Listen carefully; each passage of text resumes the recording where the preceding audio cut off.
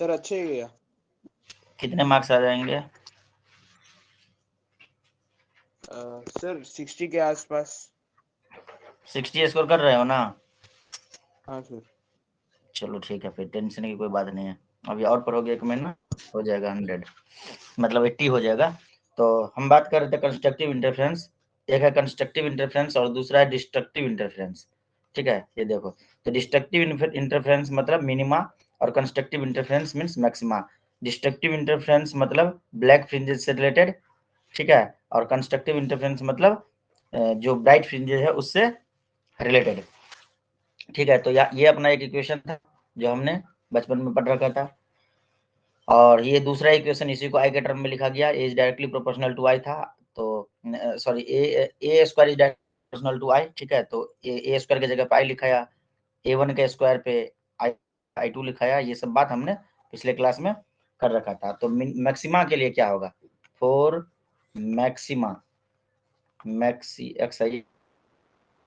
Maxima के case में क्या होगा? cos phi. यहाँ पे cos फाई जो है तो कितना 1 हो सकता है। ठीक है, cos phi is equal to +1 होना चाहिए। और cos फाई जो 1 होगा तो किस एंगल पे होगा? एक सेकंड, जो 1 होगा मतलब फाई जो होगा या तो 2 पाई होगा या तो 4 पाई होगा, मतलब पाई। तभी जाके cos फाई का वैल्यू 1 होगा और तभी जो है अपना होगा, मतलब मैक्सिमा का केस होगा।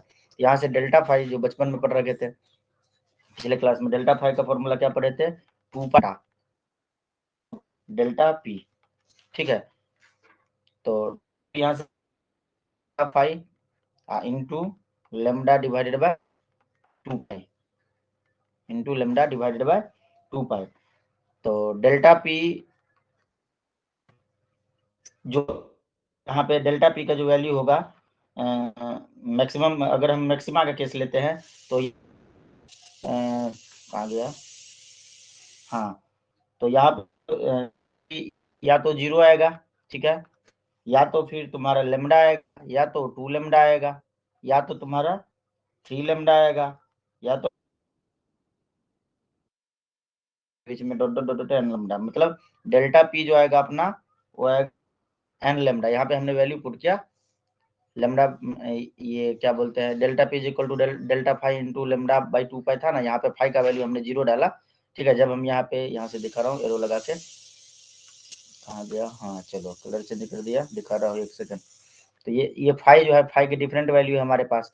तो ये वाला फॉर्मूला है ना, ये वाला डेल्टा, इस फॉर्मूले में हमने डेल्टा फाई के जगह पे डिफरेंट डिफरेंट वैल्यू पुट किया। एक बार 0 पुट किया, ठीक है, एक बार 2 पाई पुट किया, एक बार 4 पाई पुट किया। ऐसे ही जब हम करेंगे तो जब हम 0 पुट करेंगे तो क्या मिल जाएगा? 0 इंटू लेमडा बाई 2 पाई, मतलब 0। जब हम 2 पाई पुट करेंगे तो 2 पाई, तो 2 पाई कटेगा तो लेमडा मिलेगा। समझ रहे हो ये चूक या नहीं? पुट करेंगे 2 पाई 2 4 पाई तो 2 पाई 2 लेमडा मिलेगा, ऐसे 3 लेमडा, ऐसे dot dot dot N lambda. Ashish ये समझ में आया?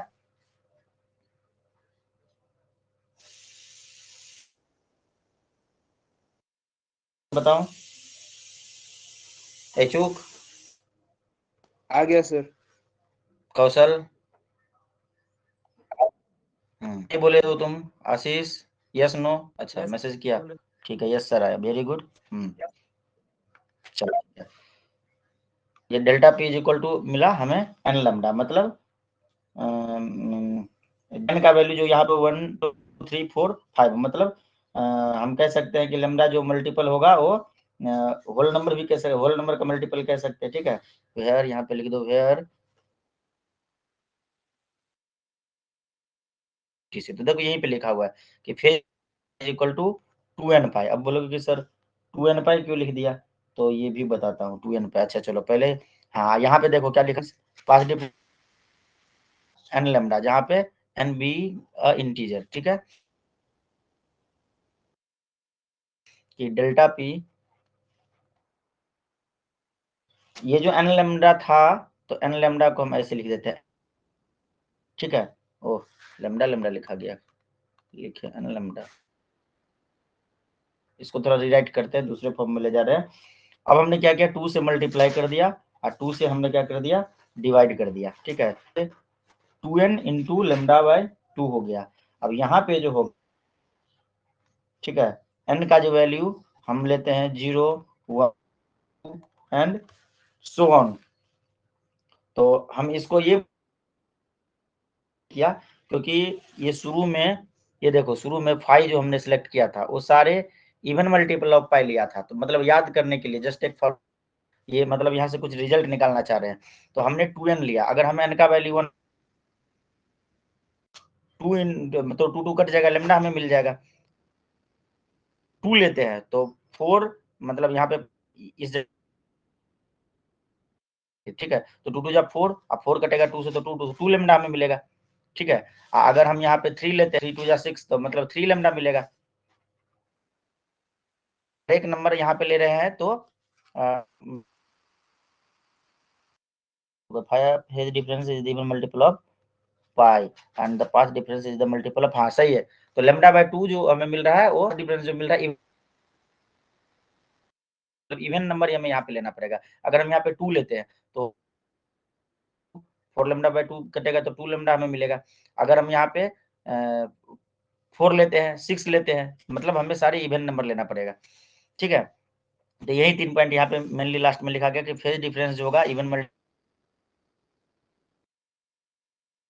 कलर चेंज करके मैं दिखाता हूँ दूसरे से।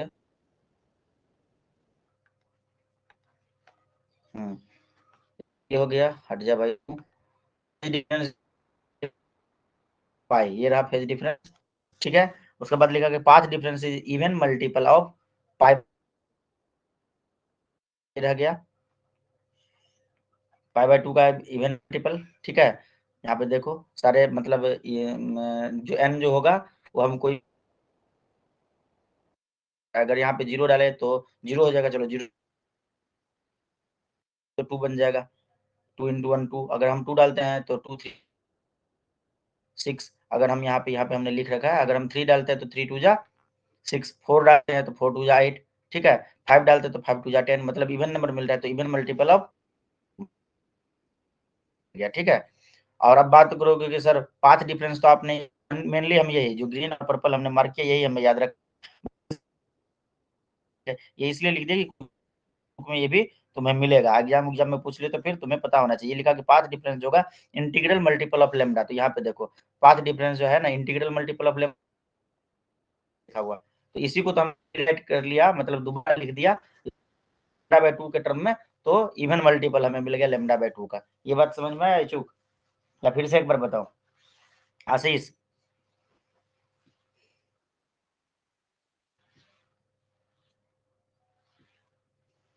हाँ एक बार सर। फिर से बताऊं?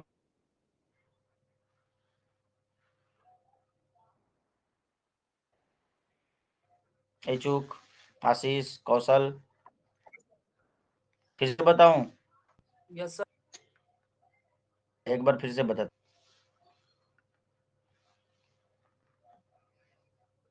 कौन से कलर से बताऊं? हाँ हाँ हाँ हाँ, चल लेता हूँ। ठीक है, ब्लू कलर से बता रहा हूँ। हम पहले से से जैसे ये था अपना इक्वेशन, ये था अपना इक्वेशन, तो हमें मिलेगा जब cos फाई 1 हो तो cos फाई मतलब मिनिमा मैक्सिमा का केस, तो हमने 1 ले लिया, तो 1 cos का वैल्यू 1 कहाँ पे मिलता है? 2 पाई में मिलेगा, 4 पाई में मिलेगा, मतलब इवन मल्टीपल ऑफ पाई पे हम 1। ठीक है। तो यही हमने यहाँ पे लिखा कि फेज डिफरेंस जो होगा, देखो यहाँ पे पहला लाइन। ठीक है। उसके बाद हमें कहता है डिफरेंस जो होता है अपना, वो होता है 2 पाई पाथ डिफरेंस। यहाँ पे देखो ये वाला चीज लिखा हुआ, तो यहाँ से हमने निकाल लिया, तो 2 पाई बाय लेमडा को उधर भेज दिया तो लेमडा बाय 2 पाई बन गया। तो ये बन गया, ये देखो ये फॉर्मूला बन गया, नया फॉर्मूला। ठीक है। Delta P is equal to pi into lambda by 2 pi. अब हमने क्या किया, इस जगह पे ये देखो हमने एक गोला लगाया है, हमने पुट किया, ये देखो ये एक बार 0 पुट किया, एक बार 2 पाई पुट, यहाँ पे 4 पाई पुट किया। ठीक है। 4 पाई पुट किया, एक एक करके आंसर हमें मिला delta P is equal to 0। जब हमने 2 पाई पुट किया तो लेमडा मिला, 4 पाई पुट किया तो कटने के बाद 2 लेमडा मिला, ऐसे ये सब वैल्यू हमें मिल गए। ठीक है। मतलब हम देख रहे हैं कि डेल्टा पी जो हमें मिल 0 मिल रहा है, लेमडा मिल रहा है, 2 लेमडा मिल रहा है, 3 लेमडा मिल रहा है, 4 लेमडा, 5 लेमडा, एन लेमडा, यहाँ पे dot dot dot dot last में हमने एन लेमडा। ठीक है। है, ठीक है। तो हम इसको क्या कह सकते हैं कि इंटीग्रल मल्टीपल ऑफ लेमडा मिल रहा है, ठीक है। तो इंटीग्रल मल्टीपल ऑफ लेमडा, देखो यहाँ पे लिखा हुआ है। ये बात समझ में आ गया चूक आशीष, यहाँ तक बताओ, ठीक है। आशीष मैसेज करो। हाँ सर आ गया। चूक,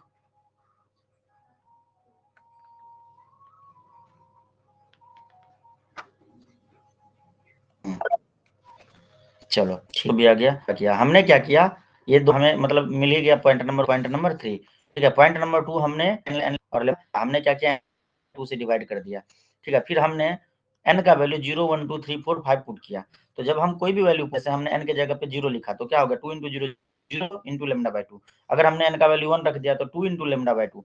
अगर हमने 2 बाय 2 3 रखा तो 6 × लेमडा बाय 2। मतलब कोई भी नंबर रखने मिल रहा है, तो even multiple of pi by 2। तो यही बात यहाँ पे लिखा, पाथ डिफरेंस जो है, मतलब डेल्टा पी अपना पाथ डिफरेंस है, वो क्या है, even multiple of pi by 2 है। या हम ये भी डिफरेंस जो है इंटीग्रल मल्टीपल ऑफ मिलेगा, और ये जो दोनों लाइन है वो ज्यादा मिलेगा। अब समझ में आ रहा था, बोलोगे कि सर जब हमने इंटीग्रल मल्टीपल ऑफ लेमडा बोल मल्टीपल क्यों बनाए, इवन मल्टीपल इसलिए हम बनाए क्योंकि फेज डिफरेंस जो होता है मल्टीपल ऑफ पाई, हमें याद करने में आसानी होगी। अब पाथ डिफरेंस जो हो जाएगा वो हो जाएगा even multiple of lambda by 2। हर चीज समझ लेना, समझ में होना चाहिए, ठीक है। तो दोनों ही इवन मिलेगा तो हमें याद रहेगा कंस्ट्रक्टिव इंटरफेरेंस वो इवन मल्टीपल ऑफ पाई होगा, और जो पाथ लेमडा बाय 2 होगा दोनों ही इवन होगा। ये हम मतलब बेसिकली हम ये तुमको ये फोकस कराना चाह रहे थे। अब बाकी इंटीग्रल मल्टीपल ऑफ लेमडा भी लिखेंगे तो क्लियर यहाँ तक,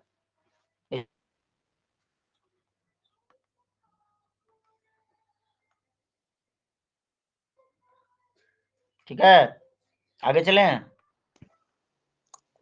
अब देखिए क्या हाँ लिखा है सर। कि मैक्सिमम एम्पलीट्यूड मतलब होगा, तो a1 प्लस a2 होगा, ठीक है। a1 प्लस a2 हमारा मिनिमम इंटेंसिटी क्या होगा, मिनिमम इंटेंसिटी मतलब मैक्सिमम एम्पलीट्यूड अपना a1 प्लस a2 है, तो इसी का I is directly proportional to square of a। I is directly था ना, तो यहाँ पे हमने इसी का देखो स्क्वायर कर दिया, इसका स्क्वायर कर दिया, तो हो गया a1 का स्क्वायर प्लस a2 का स्क्वायर प्लस 2। इसको I के टर्म में लिख दिया तो I into a1 square is equal to I1 और a2 square is equal to I2 plus 2। और ये मैक्सिमा का केस हुआ, क्यों, क्योंकि ये तो वैल्यू अपना 1, ये इसी में हमने किया, कुछ भी नहीं किया। ये देख रहे हो, तो यहाँ पे हमने क्या किया, जब ये इसको मैक्स कर देंगे तो हमें यही तो चीज मिलेगा। ये देखो ये बस वही है, ठीक है। समझ आ गया आशीष चूक। तो ये था अपना कंस्ट्रक्टिव हाँ सर। इंटरफेरेंस। सिस्टम में थोड़ा ठीक से लिख लेना, मैंने तो बहुत कचरा कर दिया, दोबारा समझाने में कचरा है। अगला जो है अपना, अच्छा अगला नहीं आया, ये मिनिमाइज हो गया, अच्छा ठीक है, अगले पे ले चलते हैं। ये डिस्ट्रक्टिव इंटरफेरेंस, मिनिमा का केस, मतलब जहां पे हमें डार्क फ्रिंजेस बनते थे। ग्रेस गायब है, ग्रेस गायब है, तभी तो उसका एग्जाम उतना अच्छा नहीं जाता। तो यहाँ पे देखो वही फॉर्मूला है, फॉर्मूला नंबर 1, फॉर्मूला नंबर 2, और हमने बोला कि भाई यहाँ ठीक है, मतलब ये वैल्यू जो हो अपना मिनिमा हो, तो फिर मिनिमा, तो मिनिमा के लिए हमें cos फाई का वैल्यू चाहिए, ठीक है। 0 नहीं, नेगेटिव, 0 होने पे तो मतलब 0 से भी कम हमें नेगेटिव, तो हमें -1 चाहिए। जब cos फाई का वैल्यू माइनस होगा तो अपना पाथ डिफरेंस होता है वो कितना होगा, मतलब हमें मतलब कहाँ पे मिलेगा -1, तो जैसा कि हम जानते हैं -1 तो डेल्टा फाई जो होगा, therefore delta phi is equal to ये पाई पे मिलेगा, 3 पाई पे मिलेगा, 5 पाई पे मिलेगा, सो ऑन, मतलब ऑड मल्टीपल ऑफ पाई पे मिलेगा, ठीक है। तो यहाँ पे देखो क्या लिखा, फेज जो है वो ऑड मल्टीपल ऑफ पाई, ठीक है। यही चीज हम मतलब याद रखने में, इसलिए वहां पे इवेन किए, वहां पे भी तो हमें इंटीग्रल मल्टीपल मिल रहा था, पर हमने उसको मल्टीप्लाई कराया, ठीक है। अब देखो यहाँ से डेल्टा पी हमें क्या मिल जाएगा, पाथ डिफरेंस पाथ डिफरेंस का फॉर्मूला जैसे कि हमने यहाँ पे इससे पहले लिखा था, फिर यहाँ से डेल्टा पी निकाला था, तो उसको मैं डायरेक्ट लिख देता हूँ, ठीक है, lambda by 2 pi into delta phi, ऐसा था। तो डेल्टा फाई का वैल्यू हम एक बार पाई पुट करेंगे, एक बार 3 पाई पुट करेंगे, हर पाई पुट करेंगे, ऐसे यहाँ पे पुट करते रहेंगे, ठीक है। तो जो मिलेगा वो मिलेगा, जब हम यहाँ पे पाई पुट करेंगे इसके जगह पे, यहाँ पे अगर हम पाई, ठीक है, तो पाई से नीचे वाला पाई कटेगा तो क्या मिल जाएगा, मिल जाएगा, ठीक है, पाई बाय 2 मिल जाएगा। जब हम 3 पाई पुट करेंगे, रेड कलर दिख रहा है चूंकि, तो हमें 3 लेमडा बाय 2 मिल जाएगा। जब हम 5 तो 5 लेमडा बाय 2 मिल जाएगा, and so on, last -1 lambda by 2 मिलेगा। चूक दिख रहा है ना या नहीं दिख रहा है? हाँ सर, दिख तो रहा है। हाँ, तो फॉर मिनिमा के लिए हमें क्या मिल गया, फॉर मिनिमा, ठीक है, तो डेल्टा पी मिल गया, वो क्या मिल गया, odd multiple of pi by 2 मिल गया, ठीक है। जो हमें मिल गया वो odd multiple of pi by 2 मिल गया। आप बोलोगे कि सर ये क्या है, तो भाई n के n-1 लेमडा बाय 2 है ना, तो पाथ डिफरेंस क्या होगा, 2n-1 lambda by 2, n is equal to 1। Minimum क्या होगा, a1 माइनस a2 होगा, याद है ऐसा वाला क्रेस्ट वाला पढ़े थे, a1 माइनस a2, ठीक है, a1 माइनस a2, तो ये हो गया a1 माइनस a2। यहाँ पे इससे पिछले वाला में हमने, ठीक है, हमने शायद y लेके बताया, y2, ठीक है, इस प्रकार से बताया था, ये जुड़ गया, माइनस हो गया, तो फिर आई मिनिमम क्या होगा, I is directly proportional to, ओह ये क्या लिख दिया, आई, अरे भाई, आई आई भाई, इक्वल टू क्या लिखा जा रहा है, I directly proportional to A square, ठीक है। तो मिनिमम इंटेंसिटी जो होगा वो क्या होगा, ये ए मिनिमम ए का स्क्वायर, 2 का स्क्वायर, तो यहाँ पे a1 का स्क्वायर प्लस a2 का square plus 2a1 a2 term में हमने इस प्रकार से लिख दिया, और ये मजा आ गया। तो मजा, चूक मजा गया, आशीष मजा गया या नहीं आया? हाँ सर। फिजिक्स को मजे लो भाई, थोड़ा सा खुद से भी पढ़ लिया करो, हर चीज हमारे भरोसे बैठेंगे आप थोड़ा सा, इसलिए थोड़ा सा कम हो सकता है समझ में आ रहा हो, क्योंकि आपने वगैरह जो हम देते हैं वो नहीं करते हैं। अब हर चीज डिस्कस करेंगे, एग्जाम्पल भी डिस्कस करेंगे, तो फिर ठीक है ना। तो ऐसा नहीं है कि हम आपको क्वेश्चन क्वेश्चन जो हमें थोड़ा करते हैं जो बिल्कुल आसान हो, जिसको पढ़ना है, एक बार समझना है, काम हो जाएगा, ठीक है। उसके बाद कंटेंट में हम कमी नहीं छोड़ते हैं, आपको अच्छा करने हैं यार, कोई एग्जाम्पल करने, एग्जाम्पल बस, एनसीईआरटी के सारे एग्जाम्पल करने हैं। उसके बाद एग्जाम्पलर बुक करना है, एग्जाम्पलर बुक करने हैं, उसमें ओरिएंट का अगर ले लेते हैं तो सब कुछ सॉल्व मिलेगा, बस दिमाग लगा के उस चीज को समझना है, बस इतना काम कर लीजिए। उसके बाद धमाका, मतलब इसने में तो आपका 80% एकदम मिनिमम है, ठीक है, और धमाका मचाना चाहते हैं 100%, तो 5 ईयर का क्वेश्चन पेपर सॉल्व कर लीजिए, ठीक है, 100% मार्क्स आपको मिलेगा, कहीं पे कुछ नहीं कटेगा, 100 नहीं, मतलब थोड़ा सा तो 99.9 बोल देंगे, डिटॉल % की बैक्टीरिया को नहीं मारता, ठीक है। तो हम ये कहना चाह रहे हैं 5 साल का पेपर करिए, आपके पास मेनली 4 सब्जेक्ट है, फिजिक्स है, केमिस्ट्री है, मैथ है, बायो है। एक दिन में आप चाहे तो 2 पेपर कर सकते हैं, एक मैथ एक फिजिक्स, सुबह मैथ शाम फिजिक्स, ठीक है। तो टोटल हो गए 5, 5 10, 5 15, 5 20। तो आप अपना एक रणनीति बना लीजिए, या तो 20 दिन आपके पास अगर है, हाँ है लगभग 20 दिन, पूरा का पूरा 20 दिन है, आपको डेली एक सिंपल पेपर नहीं, डेली एक प्रीवियस ईयर क्वेश्चन पेपर करना है, पेपर से कुछ नहीं होने वाला, ठीक है, ये सब दिमाग को भटका देगा। प्रीवियस ईयर क्वेश्चन पेपर करना है डेली एक, नहीं अगर आप दिन में 2 कर पाएंगे तो आपको तो तब तो 10 ही दिन में आपका 10 ही फरवरी तक ये काम हो जाएगा, और ये काम एकदम करना ही करना है, इसको करने से आइडिया आ जाएगा दिमाग में कि क्या पूछा जा रहा है, उस पर अपना फोकस होने लगेगा, समझ रहे हैं चूक, आशीष, कौशल? अगर अवेलेबल नहीं है तो हमको बोलो, हम डेली एक एक करके भेजते रहेंगे, ठीक है। हर एक साल का फिजिक्स का, मतलब जो हमको एक प्रॉपर पैटर्न बना के दे दो, हम उस हिसाब से तुम्हें सेंड करते रहेंगे, जैसे बोलोगे वैसे, पहले फिजिक्स तो फिजिक्स, मैथ तो मैथ, केमिस्ट्री तो केमिस्ट्री, जो हम नहीं पढ़ाते वो भी भेजेंगे, ऐसा नहीं है कि केमिस्ट्री हम नहीं पढ़ाते तो नहीं भेजेंगे, ठीक है ना।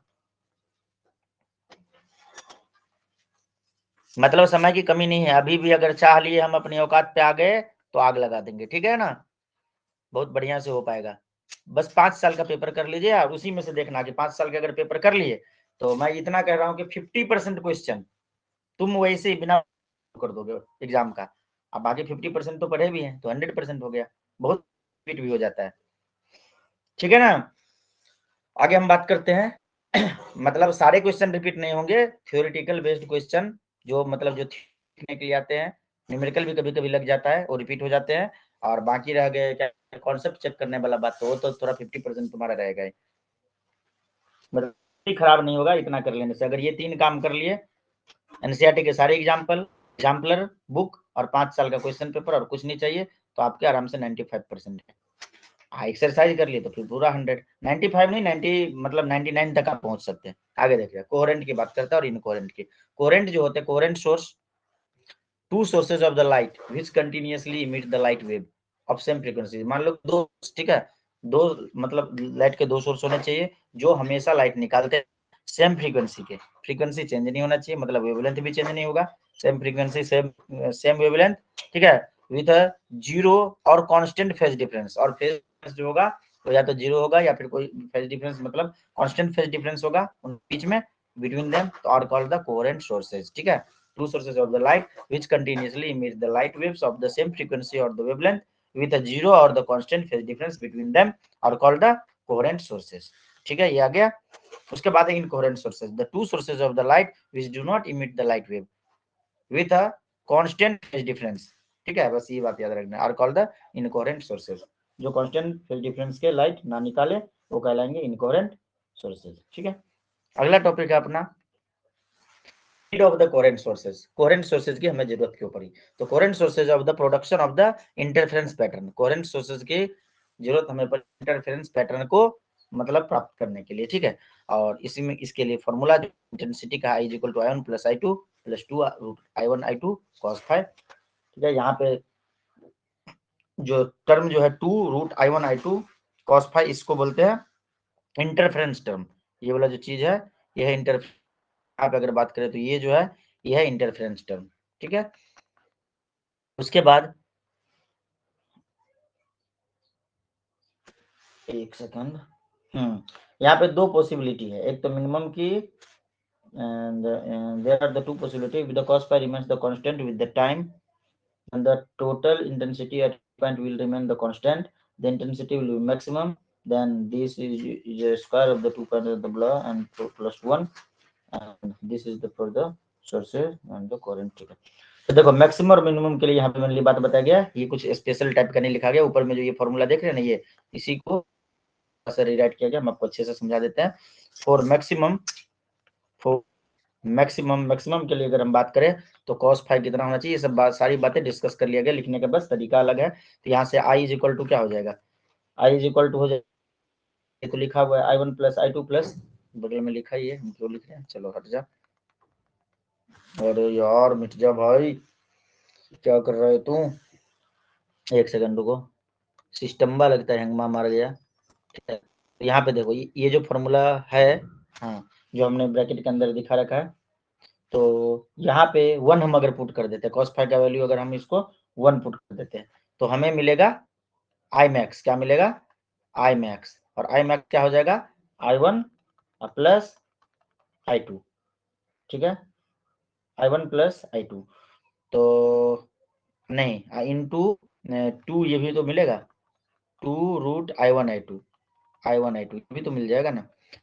ये भी मिल जाएगा क्योंकि cos ∅ को हमने 1 पुट किया, तो इसको हम क्या लिख सकते हैं, इसको हम लिख सकते हैं ऐसे I1 + I2 + 2 √I1 और √I2, तो फिर हम इसको ये भी लिख सकते हैं I1 + I2 का स्क्वायर, ठीक है। I1 + I2 का स्क्वायर नहीं लिख सकते, √I1 + √I2 का स्क्वायर, ठीक है, क्योंकि I1 का स्क्वायर लिख देंगे तो I1 स्क्वायर हमें मिलना चाहिए ना, हमारे पास I1 स्क्वायर तो है नहीं, इसको लिख देते हैं √I1 का स्क्वायर + √I2 का स्क्वायर, ठीक है, मतलब I1 को लिख देंगे √I1 का स्क्वायर ऐसे, ठीक है, I2 का स्क्वायर प्लस इधर पे तो है ही जैसे वैसे, तो इसको मैं कमी पड़ गई, तो √I1 + √I2 स्क्वायर, ये बात समझ में आ गया चुक, देखो यही बात लिखा हुआ है √I1 + √I2 स्क्वायर, समझ में आया आशीष, नहीं आ रहा है तो बोल दिया करिए सर नहीं आया, फिर से बताएंगे 10 बार बताएंगे, आ गया सर। अगर हम मिनिमम के लिए बात करें तो फॉर मिनिमम, ठीक है, मिनिमम के लिए अगर हम बात करेंगे तो ये जो cos फाई का वैल्यू है यहाँ पे, ये वाला वैल्यू, ये अपना क्या हो जाना चाहिए, -1 हो जाना चाहिए, ठीक है। तो cos फाई क्या हो जाना चाहिए, cos phi is equal to -1 हो जाना चाहिए। बस हम लिख के थोड़ा समझा रहे हैं, बाकी कॉन्सेप्ट तो यही है। आप एक बार इसको समझ लेंगे तो ठीक है। तो जैसे हमने इसको इस साइड में लिखा ना, तो यहाँ पे हम क्या लिख देंगे फिर, I equal to I minimum is equal to I1 plus I2 minus minus आ जाएगा ना, -1 cos फाई की जगह पे, तो क्या हो जाएगा 2√I1, ये जो अपना लिखाएगा वो क्या लिखाएगा, √I1 माइनस I2 स्क्वायर। यहाँ पे मैंने अच्छे से नहीं लिखा, यहाँ पे देखो दिखा रहा हूँ ये, ठीक है। तो ये देख लीजिए एक बार पढ़ के, ये पूरे अच्छे से आ गया है, या फिर और भी कहीं पे कुछ बताना है, मैं एक बार पढ़ देता हूँ। If the cos phi remains the constant with the time, cos phi अगर कांस्टेंट रहता है, total intensity at any point will remain the constant, ठीक है। इंटेंसिटी और जो हो जाएगा वो मैक्सिमम होगा, और मैक्सिमम के लिए मतलब जो ये है अपना फॉर्मूला हो जाएगा √I1 प्लस √I2 का square at the end of cos phi is equal to +1, मतलब +1 लेंगे। बोला कि मिनिमम केस में जो ये वैल्यू हो जाएगा, ये हो जाएगा √I1 माइनस √I2 का स्क्वायर होगा, और the source in this case are the coherent, और ये दोनों ही केस में जो सोर्स था अपना कोहेरेंट सोर्स ही था। कोहेरेंट सोर्स के ही केस में हमें मिनिमम भी मिल रहा है और मैक्सिमम भी मिल रहा है, ठीक है। तो इसलिए हमें कोहेरेंट सोर्स की जरूरत है ना, मतलब कह सकते हैं लास्ट में, ठीक है। आगे देखते हैं एक point, cos phi varies the continuously with the time, assuming both the positive and negative value, then the average value of the phi will be 0 over time interval of the measurement. Then interference term averages to 0. There will be the same intensity, I is equal to I1 plus I2 at every point. That is, there will be the general illumination on the observation screen. The two source in case are incoherent. मतलब लंबा सा कहानी है, पर कहानी का result कुछ ऐसा है कि बोल रहा है कि cos फाई जो है ये पॉजिटिव टू नेगेटिव जब ये वेरी कर रहा है, तो ये एवरेज वैल्यू ऑफ द, एक सेकंड रुको, the cos continuously time doing both positive and the negative value, then then the average value of the cos phi will be 0 over time interval of the measurement. हाँ, बोल रहा है कि ये जब ये वेरी कर रहा है, लगातार वेरी कर रहा है, कभी घट रहा है कभी बढ़ रहा है, तो हम किसी मतलब पार्टिकुलर टाइम पे अगर हम बात करेंगे, तो इन दोनों का जब हम एवरेज निकालेंगे, I1 प्लस I2 निकालेंगे, तो कुछ समय बाद ये जो है वो 0 भी हो सकता है, ठीक है। ये बात लिखा है, then the average value of the cos phi will be 0 over time interval of the measurement, then the interference term average to 0। तो इंटरफेरेंस टर्म जो है ये 0 भी हो सकता है। मतलब कहने का ये है कि अपना जो है I is equal to I1 plus I2 plus 2√I1 √I2 है, और ये जो cos phi है, अगर ये cos phi वेरिएबल होता है, ठीक है, वेरिएबल होता है, तो ये हमें एवरेज वैल्यू देगा, एवरेज वैल्यू, और ये 0 भी दे सकता है, ठीक है। cos फाई वेरी कर रहा है तो एवरेज हमें 0 भी मिल सकता है, और ये इस केस में जो सेम इंटेंसिटी जो होगा ऐसे केस में, तो ये हमें मिल जाएगा I1 प्लस I2, क्योंकि अगर ये हमें 0 मिल गया तो ये वाला जो वैल्यू है ये पूरा को ही 0 बना देगा, ठीक है, ये पूरा को 0 बना देगा। मतलब फेज एंगल जो है वो, मतलब फाई cos फाई जो है वो, जब हम इनका एवरेज निकालेंगे तो एवरेज वैल्यू कभी भी इसका ये वेरी कर रहा है, कभी बढ़ रहा है कभी बढ़ रहा है, कभी घट रहा है कभी बढ़ रहा है, तो एक टाइम पे इस सिचुएशन में जब दोनों का एवरेज निकालेंगे तो घटना बढ़ना दोनों का, तो जब ये 0 मिल गया तो इस पूरे टर्म को ये 0 बना देगा, और हमें I जो मिलेगा I1 प्लस I2 मिलेगा। अब एक बार पढ़ के देखो, ये देखो ना ग्राफ ऐसा था ना, ऐसे बढ़ता है, समझे या नहीं समझे?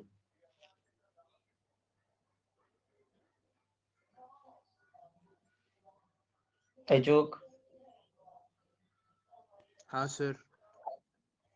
ग्रेस, क्लियर हुआ? आशीष, कौशल,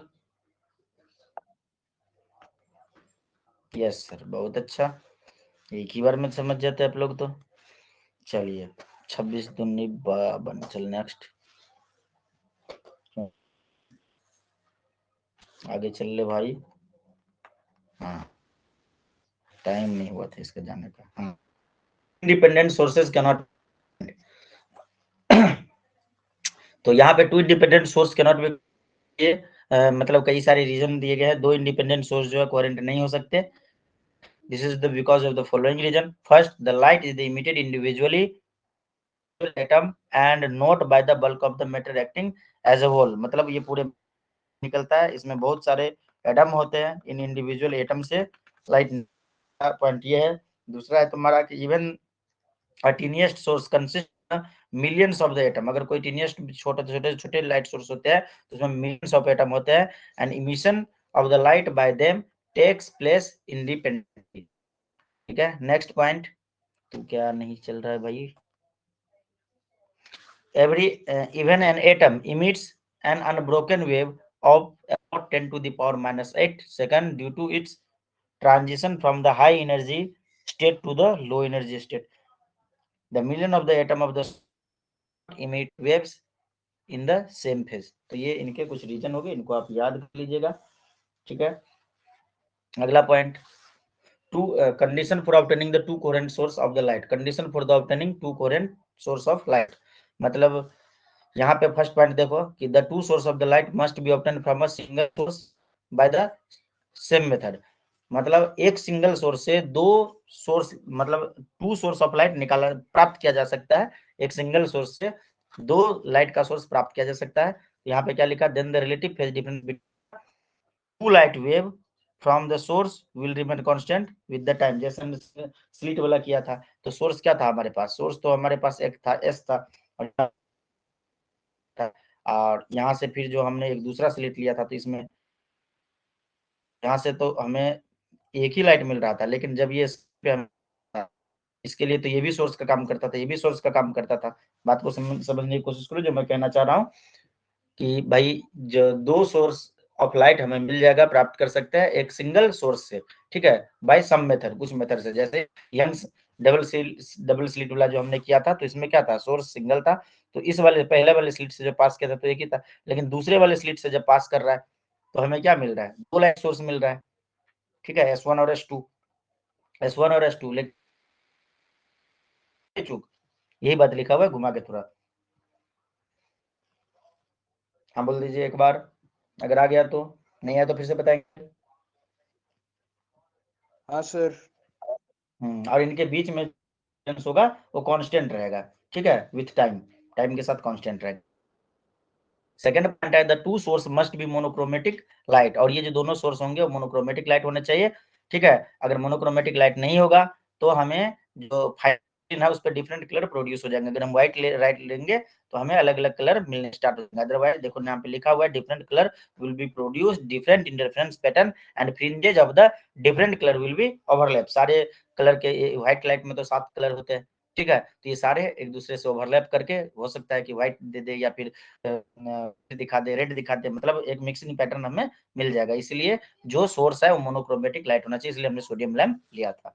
ठीक है, थर्ड पॉइंट है the path difference between the wave arriving on the screen from the two source must not be, मतलब ये जो पाथ डिफरेंस जो है, path difference between the wave arriving on the screen from the two sources मिला जाए। अच्छा, path difference जो है, जो हमने स्लिट जो डाला था, जैसे एक ये वाला, एक ये वाला, ठीक है, और स्क्रीन, इनके बीच का जो पाथ डिफरेंस है वो बहुत ज्यादा बोला गया है कि it should not be exceed 30 centimetre, मतलब 30 सेंटीमीटर से ज्यादा नहीं होना चाहिए। 30 सेंटीमीटर से आप कम अगर लेते हैं तो आपको बेस्ट रिजल्ट मिलेगा। Then the phase difference produced due to the path difference will not constant. ठीक है, अगर हम इससे ज्यादा ले लेते हैं तो फेज डिफरेंस जो हमें मिलेगा वो कांस्टेंट नहीं मिलेगा, ठीक है, पाथ डिफरेंस की वजह से। There will be the general illumination on the screen, मतलब एक एजम्पशन जो वहां पे जो हमने स्लिट एक्सपेरिमेंट ये बात शायद लिखी हुई थी। ठीक है, ज्यादा ले लेते हैं, 30 सेंटीमीटर से ज्यादा ले लेते हैं तो हमें देन द फेज डिफरेंस, तो फेज डिफरेंस जो मिलेगा वो कांस्टेंट नहीं मिलेगा, फेज लगेंगे, लेकिन हमें कांस्टेंट चाहिए। ये बात समझ में आ गई, तीनों पॉइंट समझ में आ गए चुक? आशीष, कौशल, ग्रेश? हाँ सर। आशीष का बीच में आ जाता था बीच में फिर से इसका, या तो अपडेट हो सकता है उसने नहीं किया होगा, कोई बात नहीं। यहाँ पे देखो theory of the interference fringes, ये पहले डेरिवेशन अपने सिलेबस में था, लेकिन अब जो है इसका डेरिवेशन अपने सिलेबस से निकाल दिया गया, पिछले साल, इस साल भी नहीं। अगर टीचर कराया है तो फिर इसका टेंशन निकाल देना, इसका डेरिवेशन अपन चाहिए, ठीक है। तो यहाँ पे पाथ डिफरेंस देखो, पाथ डिफरेंस पी से डिनोट किया गया, यहाँ पे हमने सब कुछ को इंडिकेट किया हुआ है, ठीक है। तो पाथ डिफरेंस जो है अपना वो क्या होगा, एक्स डी बाई डी, जहाँ पे स्मॉल डी जो है वो ये वाला देख रहे हो, यहाँ पे मैं कचरा नहीं करना चाहता हूँ, ये है डी बाई टू और ये है डी बाई टू, मतलब यहाँ से लेके यहाँ तक डी है, और ये जो कैपिटल डी है वो अपना ये डिस्टेंस है, यहाँ पे लिखा हुआ, ठीक है। मैं मिटा देता हूँ वरना तुम्हें छापने में दिक्कत होगी। क्या हुआ भाई, हट जा, नहीं हटेगा, अच्छा फिर से हटाऊंगा, चलो ठीक है। उसके बाद लिखा कि position of the bright fringes, bright fringes के लिए मतलब एक्सएन, एक्सएन निकालेंगे, मतलब ये जो है ना, ये वाला इसी फॉर्मूले को थोड़ा सा रिराइट किया गया है। जैसे मैं बोलूं इसको, अगर हम दोबारा लिखे तो क्या हो जाएगा, x is equal to P D by D, ये होगा ना पी डी बाई डी, तो ये हो गया x n is equal to n lambda D by D, ठीक है। ये एक सेकंड रुको थोड़ा सा, position of the bright fringes x is equal to p is equal to x D by D, तो x को हम ले लेते हैं 2n लैम्डा बाई 2 मैक्सिमा के केस में।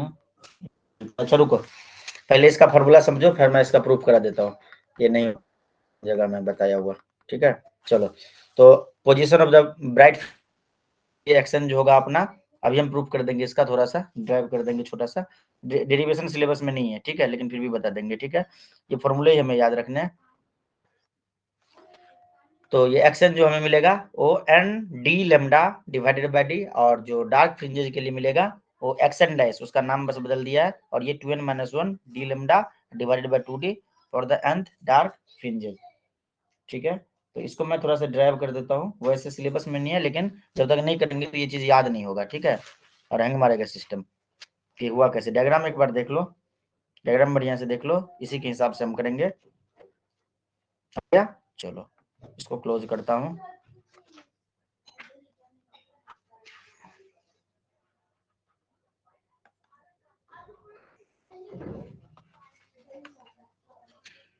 ये वाला जो डेरिवेशन हमने बोला वो एग्जाम में नहीं आएगा, लेकिन क्या पता आपके स्कूल वालों पूछ दे, लेकिन स्कूल वाला कब पूछेगा। तो हम पहले पढ़ते हैं position of bright fringe. Sir ने भी नहीं कराया था ना इच्छुक ये डेरिवेशन? नहीं सर। लेकिन समझाने के लिए मैं बस करा रहा हूँ। तो यहाँ पे पहले लिख देना नोट इम्पोर्टेंट, ठीक है, इम्पोर्टेंट सब लिखते हैं हम लोग, लिखेंगे नोट इम्पोर्टेंट, ठीक है। तो P इज इक्वल टू क्या था अपना formula, x D divided by D, ऐसा था। तो मैक्सिमा के केस में जो अपना हमने पढ़ रखा था, P जो पढ़ रखा था वो पोजीशन क्या पढ़ रखा था, 2n, मतलब n लैम्डा पढ़ रखा था, ठीक है। तो n लैम्डा देखो लिख लिया, 2 से मल्टीप्लाई और 2 से डिवाइड कर दे, मतलब even multiple of lambda by 2, यही पढ़ रखे थे, यही तो था अपना n lambda is equal to n lambda. n lambda बोलो या ये बोलो, एक ही बात हुई ना। और मैक्सिमा के केस में याद है चूंकि आप भूल गए? आपको याद है? मैम बोल रही है हाँ याद है, मैम को बताओ याद हो गया, किचन में सुनते सुनते उसको याद हो गया, ठीक है, तुम लोग को याद नहीं हुआ। तो इसको जब हम क्रॉस मल्टीप्लीकेशन करेंगे, ठीक है, ये एक्स डी देख रहे हो, मतलब दिस इक्वल टू दिस, ठीक है। जब हम इसको लिखते हैं तो एक्स इज इक्वल टू हमें क्या मिलेगा, 2 तो कट जाएगा, तो एन इज नहीं 2 ठीक है, 2 कट गया, तो ये हमें मिल जाएगा एक्स डी,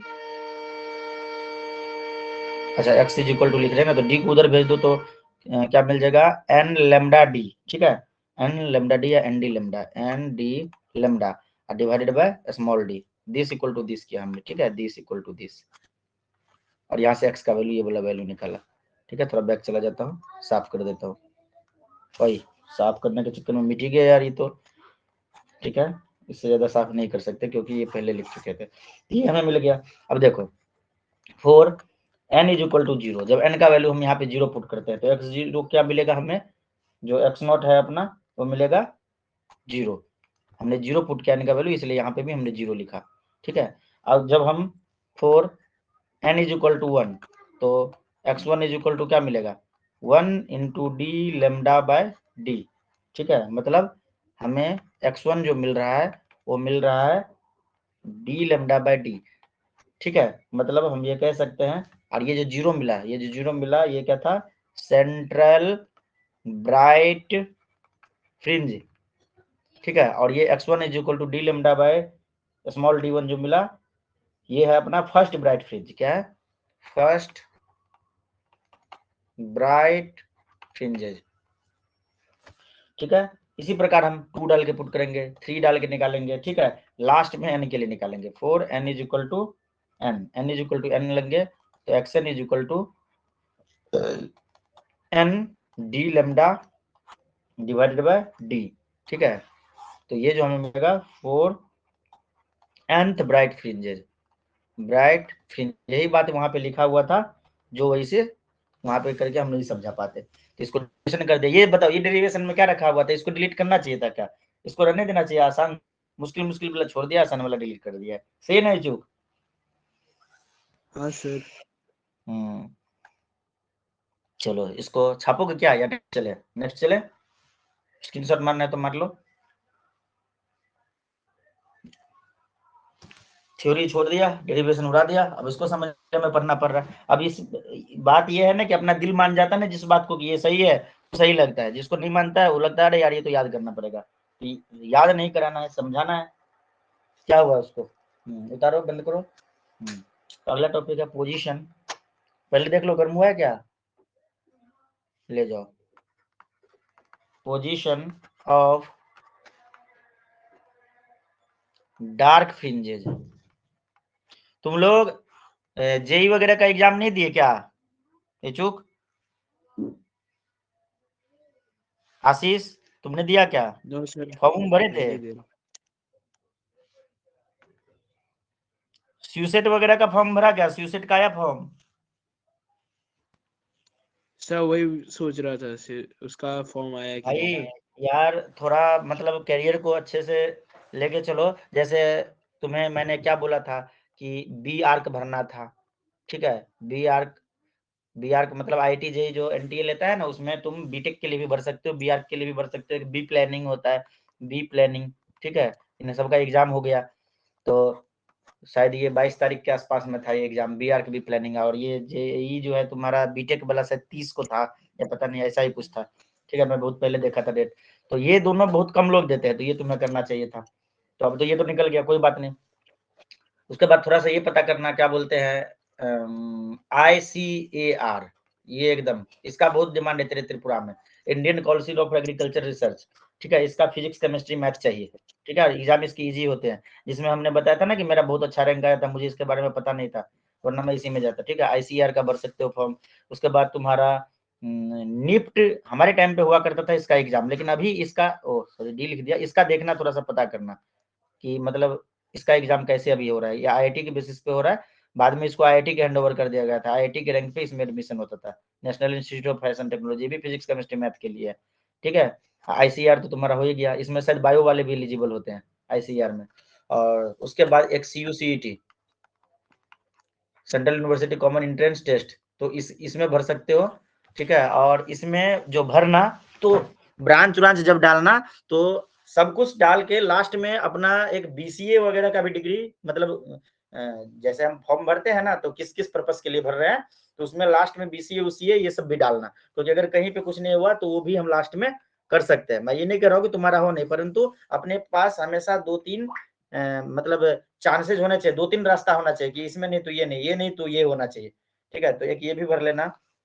और तो मुझे और क्या बताया था, मुझे शायद याद भी नहीं आ रहा है सर।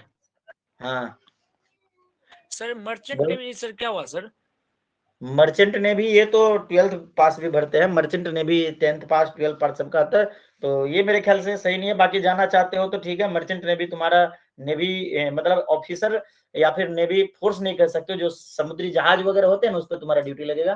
3 महीने 4 महीने रहोगे पानी के नीचे, उधर पे ही खाना पीना सब मिलेगा, फिर 2-3 महीने बाद 3 महीने की छुट्टी मिलेगी, इस प्रकार से। ठीक है, अच्छा है वो भी, सैलरी बहुत अच्छा है उसमें मिलता है मर्चेंट नेवी में।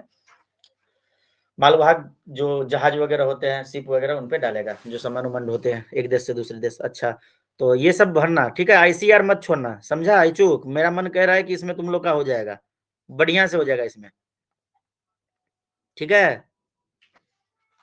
कहीं इसका डेट ना खत्म हुआ हो, थोड़ा सा ध्यान रखना इसका, ये बहुत अच्छा चीज है तुम्हारा। वो एक दिन मैं जा रहा था, कहाँ जाते हैं, कमलपुर। कमलपुर जाने के टाइम पे भी इसका कॉलेज मुझे रास्ते में दिखा था एक, इधर पे भी कॉलेज है इसका, बहुत अच्छा। ये मतलब तुम्हारा डिग्री देगा, और इसका डिमांड अभी बहुत ज्यादा है, एग्रीकल्चर डिपार्टमेंट का भी अच्छा चल रहा है। उसमें तुम ऐसा नहीं है कि तुम्हें खेती करने के लिए बताया जाएगा, ये तुम साइंटिस्ट बनोगे इसमें, ठीक है। 2 लाख 1.5 लाख रुपए तेरा सैलरी होगा, और क्या चाहिए, जिंदगी मस्त चलेगा। तो ये दिन फॉर्म भरना, और भी हमने पहले तुम्हें 10th में थे तो मैंने बताया था, तो इन सब का भी ध्यान रखना। स्यूसेट सब भरते हैं, पूरा इंडिया स्यूसेट भरता है, एकदम सबसे ज्यादा फॉर्म उसी में भरा जाता है। ठीक है, सुन रहे हो या नहीं चूक? हाँ सर। हाँ, डेट मतलब मिस नहीं होना चाहिए, भर ही देना है। अब बाकी बीआरबी प्लानिंग में तुम भरे होते तो अच्छा ही होता। जितना फॉर्म भरोगे ना उतना ही मतलब एग्जाम होगा। ऐसा नहीं था कि तुम्हें आईटी जेई लेवल का एग्जाम पूछता, बीटेक वालों का अलग टेस्ट होता है। 22 तारीख को बीआर का और बी प्लानिंग का टेस्ट हुआ, बहुत कम बच्चे पहुंचे थे, एक ही अगरतला में एक ही सेंटर था बस। कोई बात नहीं, अगला मौका भी मिलेगा। अब बाकी नीट उट जो भर रहे हो तो तुम्हें पता ही है क्या कैसे करना है। Position of the dark fringes, dark fringes के लिए अगर हम बात करेंगे तो फिर से P इज इक्वल टू क्या था अपना, वही formula x D by D, ठीक है। और यहाँ पे जैसा कि हमने थोड़ी मतलब पिछले बचपन में, ठीक है, बचपन में हमने बताया था कि ये 2n+1 और मल्टीपल ऑफ λ/2 बताया था, याद है या भूल गए? थोड़ी देर पहले ही बताया था, ठीक है ना। 2n-1 λ/2, तो ये किसके लिए था? फोर मिनिमा के लिए था, ठीक है। और यहाँ पे n is equal to 1 2 3 dot dot dot, ठीक है। तो इसको भी जब हम रीराइट करेंगे यहाँ से, इस दोनों इक्वेशन को जब हम इक्वल करके लिखेंगे तो हमें क्या मिल जाएगा, x इज इक्वल टू यहाँ से मिल जाएगा 2n-1, ठीक है, D lambda divided bye 2d, ये फॉर्मूला हमें मिल जाएगा। तो 4n is equal to 1, n का वैल्यू जब हम 1 ले लेंगे, ठीक है, तो x1 हमें क्या मिलेगा? तो x1 तो हमने पहले व्हाइट के लिए मतलब ये कर रखा था, ब्राइट फ्रिंजेस के लिए, तो यहाँ पे हम x1 डाइस दे देते, नाम बस बदल रहे हैं, ठीक है। तो ये हो जाएगा 1/2 into D lambda by D, तो ये जो हो जाएगा फर्स्ट डार्क, वो ब्राइट के लिए था, ये डार्क के लिए fringes. For n is equal to अगर हम 2 लेते हैं तो हमें n2 डाइस मिलेगा, ठीक है। n2 हम लिख सकते थे, n लिख रहे हैं, सॉरी x होगा x2 डैश, ठीक है। तो x2 डैश, तो ये हम जब वैल्यू डालेंगे तो ये हो जाएगा 3/2, n का वैल्यू जब पुट करेंगे तो d लेमडा बाय d, इस वाले फॉर्मूले में पुट कर रहे हैं, ठीक है, d lambda divided bye d, तो ये जो होगा 4 सेकेंड डार्क फ्रिंजेस, ठीक है। 4 कौशल तुम भी भर लेना आईसीआर का form. n is equal to अगर हम n लेते हैं तो हमें क्या मिलेगा, xn डाइस मिलेगा, यस और सर। xn डाइस जो होगा ये होगा 2n-1 D लेम्बा divided by 2d, ठीक है। और जो होगा वो होगा 4 nth dark fringes, dark fringes. हम तुमसे कोई भी नहीं छुपाए, एक एक टॉपिक को हमने बढ़िया से थ्योरेटिकली बढ़िया से समझाया, जो है वो तो समझा ही रहे हैं, जो आउट ऑफ सिलेबस है वो भी समझा रहे हैं। तो इसलिए थोड़ा सा मन लगा के रिवीजन करिए, जितना पढ़ा है उतना आप अच्छा से रिवीजन कर लीजिए। अब तक जितना पढ़ा है उतना अगर आप बढ़िया से पढ़ लेते हैं तो 80% आपके पक्के हैं फिजिक्स में। अभी तो 1 महीना टाइम है, आराम से आप 100% ले सकते हैं। इसको मैं क्लोज कर दूं, नेक्स्ट चले अपने स्लाइड पे।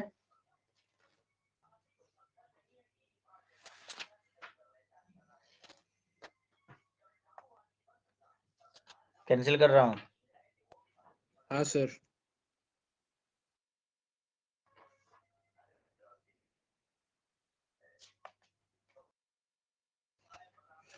या फिर हो सकता है नेटवर्क इशू हो गया हो जिस वजह से कट गया था। मैं फिर से तुम्हें स्लाइड पे लेके चलता हूँ।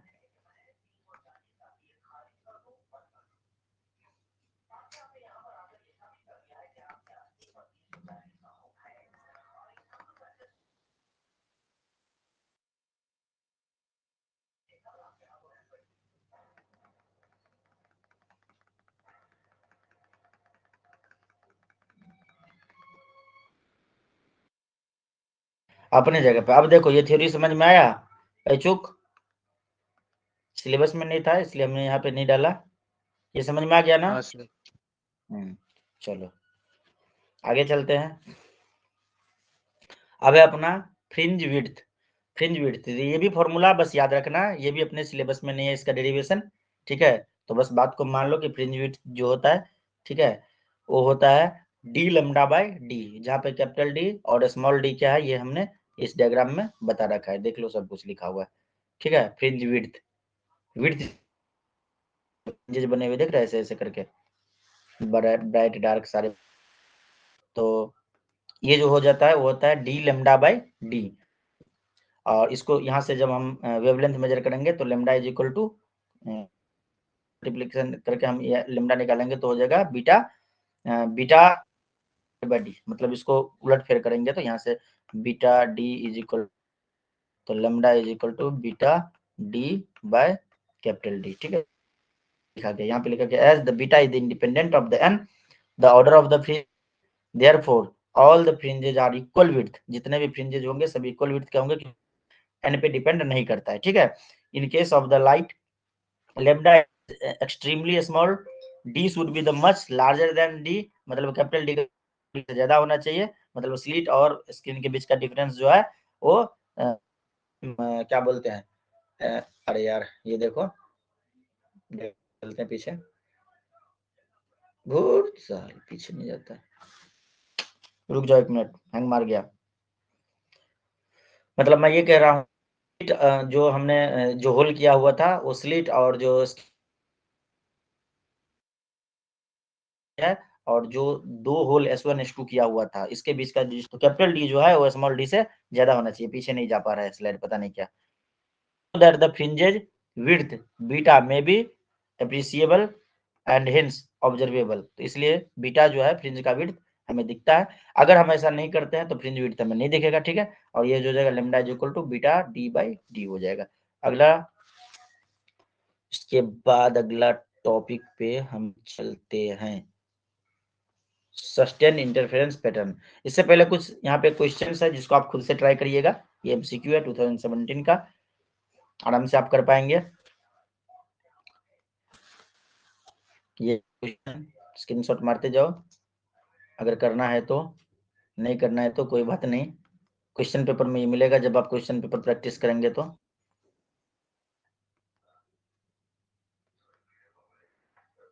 ये वाला नहीं थे स्क्रीनशॉट, ये ले लो, इसके बाद ये ले लो, अच्छे क्वेश्चन है ये सब,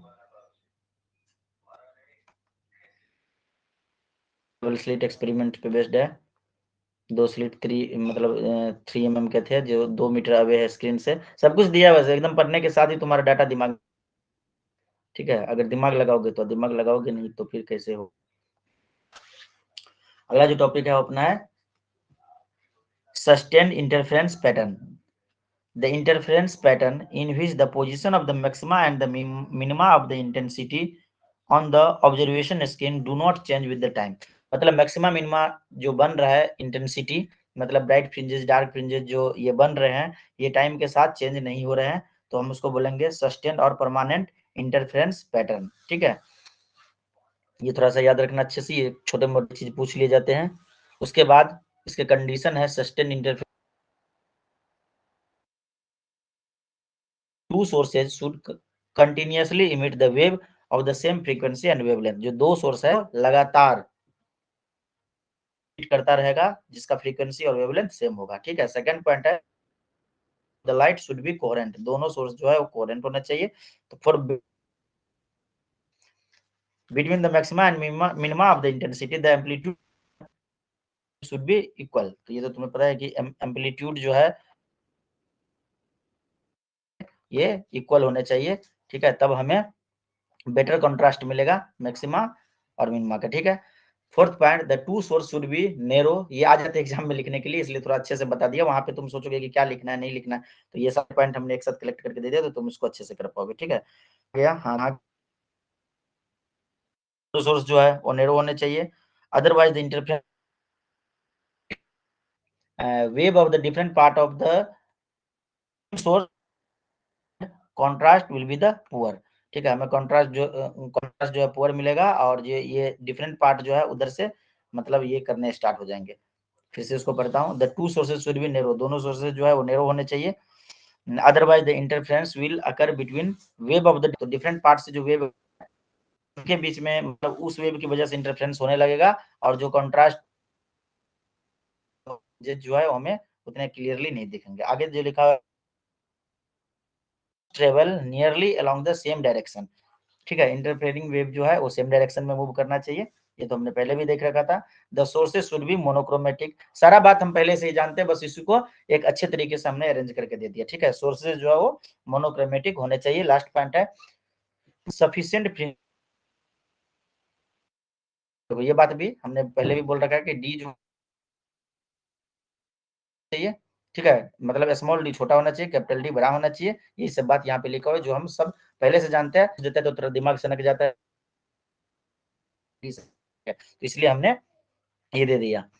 स्क्रीनशॉट बाद में इसको बढ़िया से कर लेना पढ़ के, और वहां पे बस आएगा तो लिख देना, नहीं आएगा तो छोड़ देना। आगे चले,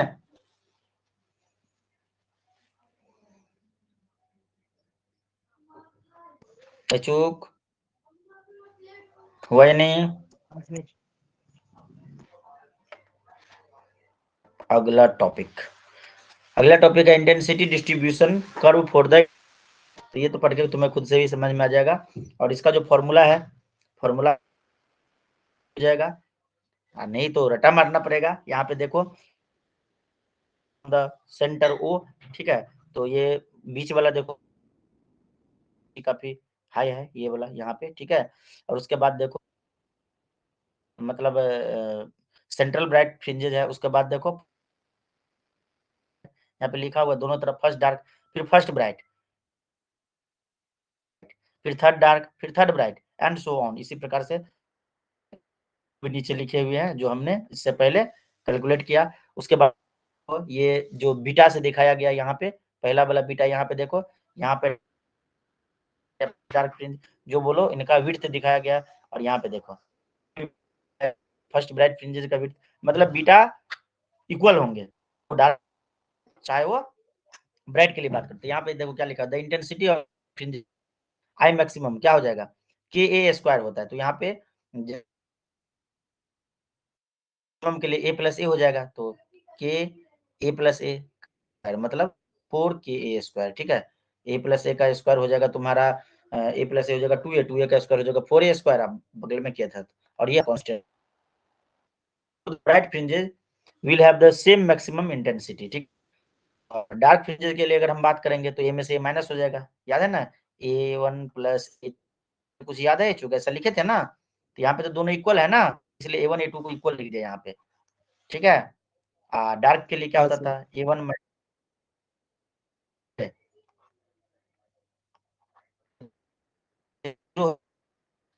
intensity of the dark fringe zero, मतलब काला दिखेगा, ठीक है ना, कुछ भी नहीं चमकेगा। जो अगर सोचे जैसे बोलोगे कि सर एक बात बताइए, 2a होना चाहिए था, 2 टाइम्स होना चाहिए था, ठीक है, तो यहाँ पे तो भाई एक तो ब्राइट वाला तो अपने पास था ही, दो दो पार्ट, दो लोग थे ब्राइट वाले, ऐसे मूर्ख की तरह सोचते हैं, और डार्क वाला तो दिखेगा नहीं ना, नहीं तभी तो ये डार्क दिख रहा है, मतलब डार्क वाले रीजन का भी तो लाइट हमें, तो 4a स्क्वायर हो गया, नहीं समझे इचू, कोई चीज डार्क क्यों दिखता है, क्योंकि यहाँ पे लाइट नहीं है, लाइट गया शिफ्ट हो की तरफ, इचूक समझ रहे हैं क्या कहना चाह रहे हैं हम, हाँ सर। तभी तो ये 4a स्क्वायर हो गया, पहले 2a स्क्वायर हो गया। आशीष समझ रहे हो मैं क्या कह रहा हूँ,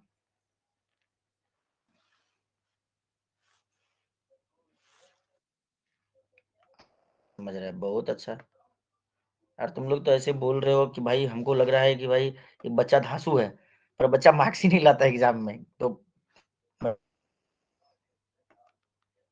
चलो यही बात यहाँ पे अलग अलग करके लिखा गया है। I max directly proportional to A1 plus A2 का स्क्वायर, जो बात हम तभी समझा रहे थे यहाँ पे पीछे वाले स्लाइड में A1 A2 इक्वल था, तो क्या हो गया A2 A मतलब यार A1 और A2 इक्वल हो गया, A के बराबर, तो A प्लस A2 A का स्क्वायर क्या 2 जा 4A स्क्वायर, ठीक है। मिनिमम के केस में देखो A1 माइनस A2 लिखा हुआ है, तो दोनों का, तो ये तो हो गया मैक्सिमम वाला, ये हो गया मिनिमम वाला। हम दोनों का एवरेज निकाले हैं, तो क्या हो जाएगा मैक्सिमम प्लस मिनिमम, दोनों को देखो जोड़ दिया, 2 से डिवाइड कर दिए, ठीक है। तो ये हो जाएगा A square plus B square plus 2AB, ये हो जाएगा A square minus B square minus 2AB, ठीक। 2 कॉमन आ जाएगा, plus AB minus AB cut जाएगा, ठीक है। और नीचे ऊपर में जो 2 कॉमन है उससे नीचे वाला 2 कट जाएगा, तो फाइनली हमको ये चीज मिलेगा आई एवरेज इक्वल टू, ये बात आ गया समझ में चूक, मतलब I is equal to I1 plus I2 पहले भी लिख रखे थे, इसको हम A1 के टर्म में लिखे तो A1 square plus A2 square हो गया ये चूक। हाँ सर।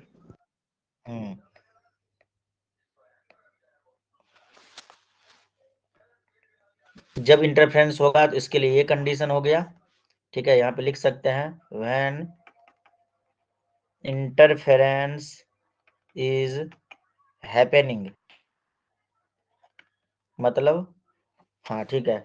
और नो इंटरफेरेंस के लिए ये हो गया नो इंटरफेरेंस। बुक को थोड़ा पढ़ेंगे तो दिमाग में सेट हो जाएगा, ठीक है। अगला स्लाइड देखते हैं।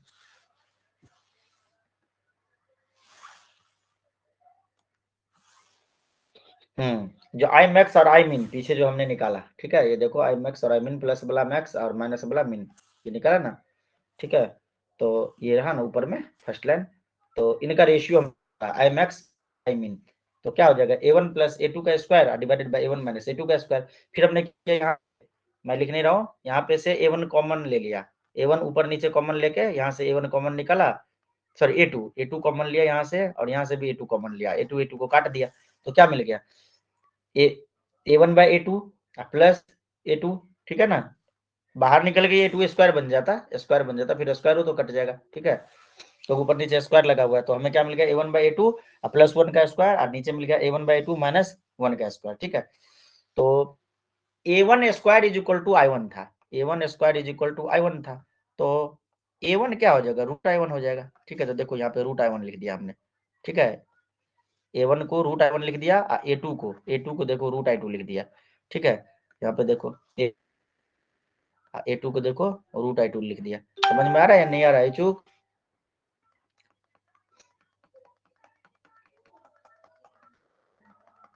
आशीष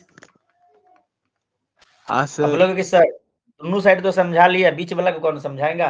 अरे बीच वाला जो है ना कुछ नहीं है, बीच वाला कोई बुक इसको आर लिख दिया है, आर जो है अपना A1 बाई A2 है, ठीक है। ये देखो अपना A1 बाई A2 है, where R is equal to A1 by A2, या नहीं तो हम उसको बोल सकते हैं रूट I1 बाई I2, जो कि एम्पलीट्यूड रेशियो है ऑफ द टू वेव, दो वेव का एम्पलीट्यूड, ठीक है। आई मैक्स बाय आई मिन का रेशियो, इसको बहुत सारे बुक ने आर लिखा, कंफ्यूजन ना हो इसलिए हमने तीनों ही चीज लिख डाला, ठीक है। जिसको जो समझना है समझ लो भाई, ठीक है। मान लो कि एमसीक्यू आ गया हमें परेशान करने, केस स्टडी तो कुछ भी हम अटकेंगे नहीं। अगला टॉपिक, मतलब यहाँ पे कुछ नोट्स में लिखा हुआ है कि the intensity of the light through a slit is the proportional to its width, मतलब लाइट का जो इंटेंसिटी होगा, ठीक है, इंटेंसिटी ऑफ लाइट जो कि स्लिट से पास करता है वो विड्थ के प्रोपोर्शनल होगा, मतलब विड्थ पे डिपेंड करेगा, ठीक है। इफ द W1 मतलब omega 1 and omega 2 slits S1 and S2, जो स्लिट्स नहीं हमने यहाँ पे छोटा छोटा छेद किया था ना यहाँ पे, ठीक है। तो जो हमने स्लिट बनाया था तो इसके विड्थ का प्रोपोर्शनल होता है, तो हमने यहाँ पे क्या किया विड्थ को, ठीक है, दोनों का रेशियो निकाल लिया, तो W1 डिवाइडेड बाय W2, तो क्या आ जाएगा I1 बाय I2, I1 क्या है A1 का स्क्वायर, I2 क्या है A2 का स्क्वायर, तो A1 A2 क्या था अपना R था, तो R स्क्वायर हो गया। तो ये कुछ पेचीदा बात नहीं लिखा हुआ है, नॉर्मल सब बात लिखा हुआ है। हाँ बोल दीजिए एक बार। हाँ सर। इसके बाद अगला है अपना, अच्छा कुछ क्वेश्चंस होंगे इसके बाद। ये देखो कुछ क्वेश्चंस है, इसको तुम करना खुद से, जो थ्योरी हमने जो फॉर्मूला पढ़ा है उसी पे बेस्ड क्वेश्चन है, डायरेक्ट बेस्ड क्वेश्चन है, एक था बस खत्म। इसके बाद अगला टॉपिक है interference with the white light. हाँ, जो बात हम तभी बता रहे थे, ठीक है। व्हाइट लाइट होगा तो क्या होगा, हमारा दिमाग सठिया गया, हम नहीं लेंगे मोनोक्रोमेटिक लाइट, हम व्हाइट लाइट लेंगे। तो क्या कलर के लाइट होते हैं, ठीक है। मतलब V I B G Y O R, जिन इंटेंसिटी सबसे ज्यादा होती है, रेड की इंटेंसिटी, कलर चेंज कर लेता हूँ वरना पीला में पीला मजा नहीं, ठीक है। रेड की इंटेंसिटी ये देखो इतना होती है, ठीक है। वेवलेंथ गलत बोल दिया, रेड का वेवलेंथ रेंज होता है इतना होता है, और जो वायलेट होता है उनका वेवलेंथ रेंज इतना होता है, मतलब वायलेट वाला छोटा होता है, ठीक है। मीन समग्र बोले लेमडा 4000 एंगस्ट्रॉम, ठीक है। और लेमडा रेड अगर बोले तो 7000 एंगस्ट्रॉम। और बचपन में हमने पढ़ा था कि भाई ये होता है इंटीग्रल मल्टी सॉरी क्या लिखे थे यार, ये वेवलेंथ जो था वो ऑड मल्टीपल, ठीक है। ऑड मल्टीपल वाला पढ़े थे ना, तो यहाँ पे जब हम इसको डालते थे, चलो पहले इससे पहले इसको पढ़ते हैं। White light consist of the colours from the violet to the, मतलब ये लिखा वायलेट से रेड, ठीक है। विद द वेवलेंथ इतना, ठीक है। Different component colour of the white light produce their at the center of the screen, the path difference is the zero, centre पे path difference होगा, so all components, so the bright fringes, मतलब देखो centre पे जो centre पे सारे colour mix होके, ठीक है। अगर हमने व्हाइट लाइट स्क्रीन होगा अपना, ये देखो हमने स्क्रीन बनाया, थोड़ा सा ले लेते हैं स्क्रीन पे, ये देखो थोड़ा सा इमेज बना लेते हैं। यहाँ पे हमने सोर्स ले, यहाँ पे एक छोटा सा होल छोड़ा, और ये एक ले लिया, यहाँ पे 2 होल छोड़ा, 2। तो यहाँ से जो हमें लाइट मिलेगा वो सेंटर पे अगर जाएगा तो व्हाइट फ्रिंजेस बनाएगा, व्हाइट लाइट लिख सकते हैं, ठीक है। और इसके बाद आगे देखो क्या लिखा हुआ है, ये तो लिख दिया different colour at the centre and we will get white. अगर बोला कि since the violet has the lowest lambda, so the central white fringes, छोटा वैल्यू जो होता है वो क्या होता है, मतलब वो इसका होता है, यहाँ जैसे 4000 जो रेड का है the lowest lambda, so the either side of the central while the farthest fringes is the red। हाँ, तो यही बात लिख कि जो दूर का होगा वो रेड बनेगा, और जो पास में बनेगा वो वायलेट बनेगा। और बाकी सर मतलब ये यहाँ पे सपोज करो कि अगर मान लो कि यहाँ पे रेड बन गया, यहाँ पे रेड बन गया, बगल में वायलेट बनेगा, मतलब ऐसा कुछ पैटर्न मिलेगा। व्हाइट लाइट लेंगे तो इसके इधर और इसके उधर ये सारे व्हाइट मिलेंगे, मिक्सिंग व्हाइट फ्रिंजेस। 5 मिनट और, ठीक है। ये समझ में आया चूक कि व्हाइट लाइट लेंगे तो क्या होगा फिनोमेना। ये एक्सपेरिमेंट बस, ये थ्योरेटिकली हाँ थोड़ा सर, सा आ गया। मुश्किल हो रहा है समझना, ठीक है। एक्सपेरिमेंट है। आशीष आ गया, हाँ बोलिए। कौशल बाबा आ गया, ठीक है। ये देखिए, ये जो आपके सिलेबस में नहीं है, पहले ये काट दे रहा हूँ, एग्जाम नहीं पूछे, ठीक है। बस समझाने के लिए है थोड़ा सा, मतलब ये मतलब हमारे रियल लाइफ में डाल दिया, ठीक है। ये सिलेबस में नहीं है, बाकी गुरुजी पढ़ाए होंगे या नहीं तो मुझे पता नहीं। ब्राइट फ्रिंजेस के लिखा गया interference in the thin film. जैसे मान लो कि रोड पे सड़क पे जाते हो तो पे मान लो कि तेल गिरा हुआ है, तो तेल से हमें चमकता हुआ सातरंगी कलर दिखता है चुप। तो मान लो ये रोड है, रोड पे तेल गिरा हुआ है, एयर है, ऐसा कभी देखे हो या नहीं देखे हो। ये ऑयल है या पानी के ऊपर में गिरता है, उसमें चमकता रहता है सातों कलर, हाँ पैटर्न सर। दिखता रहता है। ये वाटर है, सातों कलर नहीं तो पैटर्न दिखता है। तो यहाँ पे देखो एक लाइट आया, ठीक है।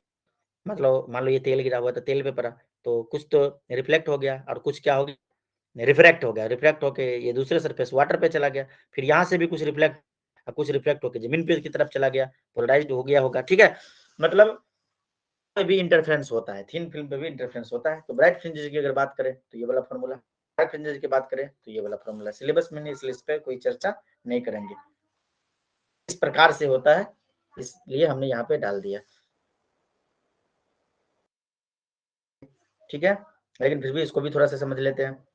बोला गया कि ऑफ द इंटरफेरेंसेस फ्रिंजेस, मतलब थोड़ा बहुत रिलेटेड तो आ जाता है ना, मान लो एमसीक्यू में, तो तुम बढ़िया से उसको सोच पाओगे, इसलिए थोड़ा बता दे रहा हूँ, बाकी कुछ नहीं है।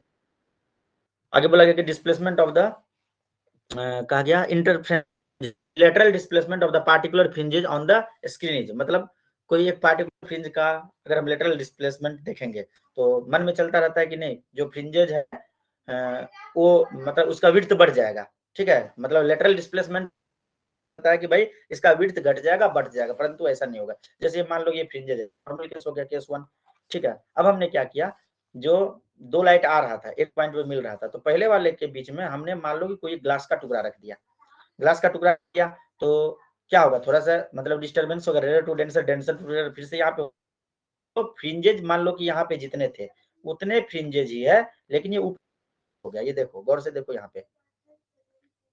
आज जब हम दूसरे वाले में मान लो कि इधर पे हमने कोई एक ग्लास का टुकड़ा रख दिया तो ये नीचे की तरफ शिफ्ट हो गया। ये जस्ट लॉजिक बता रहा हूँ, ये क्यों होगा कैसे होगा ये हमारे सिलेबस में नहीं है, लेकिन इससे रिलेटेड कुछ अगर पूछ पाओगे, समझ रहे हो ये जो इसका फॉर्मूला कुछ इस पर कितना शिफ्ट होगा ये फॉर्मूला, ठीक है, डेल्टा एक्स कितना शिफ्ट होगा। यहाँ पे रिफ्लेक्टिव इंडेक्स मीडियम होगा, टाइम हो जाएगा, डी हो जाएगा, capital D, small D, beta, lambda, सब कुछ, ठीक है। बस ये हम थोड़ा केस स्टडी, मतलब ये इमेज बस समझाना चाह रहे थे मेनली यहाँ डिफिनेशन। इससे पहले वाले में भी मतलब ऐसा हमारा, इसलिए बस ये इमेज समझाना चाह रहे थे। ये हो गया इचुक, सर ने नहीं पढ़ाया ना, ये पढ़ा दिया? नहीं सर, नहीं पढ़ा है। हाँ, नहीं है सिलेबस में, लेकिन ये ऐसा हमारे लाइफ में होता है, सिलेबस इसको पता है, ठीक है। अगला टॉपिक इंटरफेरेंस खत्म हो गया, ठीक है। अब है डिफ्रैक्शन, तो इसको कल खत्म कर लेते हैं, खत्म हो जाएगा, गारंटी के साथ खत्म हो जाएगा। यहाँ पे देखो, यहाँ पे देखो क्या लिखा हुआ है, हमने टोटल 57 स्लाइड बनाया, जिसमें से हमने 46 डिस्कस कर लिया, स्लाइड बच गए, कल आराम से खत्म हो जाएगा, ठीक है। कल इस चैप्टर को फिनिश कर देंगे, कल क्लास लेने का थोड़ा लेट से ही सही, तो कल खत्म हो जाएगा के साथ चैप्टर 10 खत्म। अगले महीने में हमारे पास 4 चैप्टर बाकी है, करेंगे तो भी हो जाएगा आराम से, 7 चौक 28। मैथ तो भी ज्यादा प्रेशर हमें, ठीक है ना इच्छुक? आशीष कौशल था, ठीक है। और खत्म कराना ये अपने आप में एक चैलेंज है, तुम अगर कहीं पे भी तो वहां की भी स्थिति दयनीय ही होगी, सही है कि नहीं इच्छुक? हाँ सर। कहाँ चल रहा है चैप्टर, चल रहा है इच्छुक अभी उधर पे? कहाँ पे सर? जो तुम कहीं फिजिक्स पढ़ रहे थे ना? हाँ सर, वो छोड़ दिया और टाइम मैच नहीं हो रहा था इसलिए। और डिले था ना, बहुत डिले था ना? हाँ सर। मुझे पता है भाई, जब हम लोग पढ़ते थे ना तो हमारे टीचर ने भी सिलेबस खत्म नहीं करा पाए थे, ठीक है। बहुत लेंदी सिलेबस, जितना डीपली हम तुम्हें पढ़ा रहे हैं उतना डीपली तुम्हें ना ही कोई यूट्यूब चैनल वाला पढ़ाएगा, क्योंकि इतना चिल्लाने की शक्ति नहीं है उसके अंदर। ऐसे अगर इतना चीज पढ़ा दिया ना तो उसका हो जाएगा कि वो खुद पगला जाएगा, और ये बात तुम भी महसूस कर रहे होगे, सही है कि नहीं? नहीं रख पा रहे हो अलग बात है, लेकिन हम समझा पूरा ही बात देते हैं, डायरेक्ट इनडायरेक्ट की तरह, चाहे जैसे भी हो, सही है ना?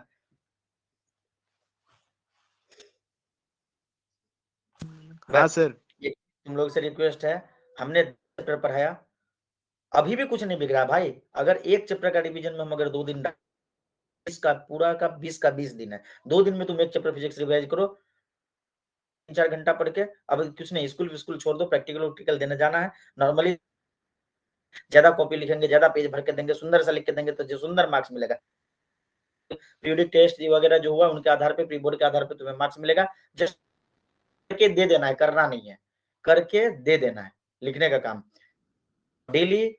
देखो दिमाग में एक माइंड सेट कर लो कि हमने 10 है, सर ने 10 चैप्टर पढ़ा दिया, हमारे पास 20 दिन है, हमारे पास एक चैप्टर के लिए 2 दिन टाइम है, हम कर पाओगे तो अभी भी हो जाएगा, लेकिन एक दिन भी अगर आप कम कर दिए तो नहीं होगा, ठीक है।